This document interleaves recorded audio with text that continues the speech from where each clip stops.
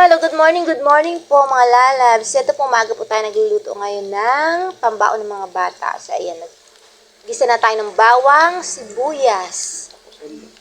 Then, ilalagay po natin itong pinakuloang chicken sa toyo.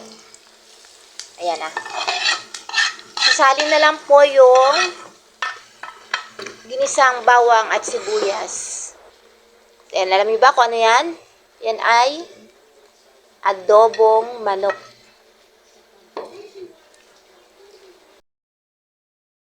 So, yan po ay pinakuluan po natin kanina sa toyo, suka, paminta.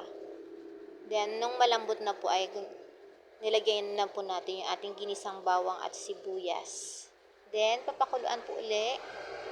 Tapos, lalagyan po uli yan ng mga seasonings para po mas masarap ang lasa ng ating adobong chicken. Ayan po, nilalagyan ng magic sarap.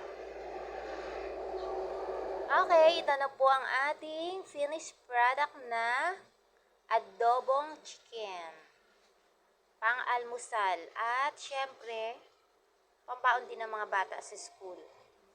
Okay po, thank you for watching. Bye! Kain tayo!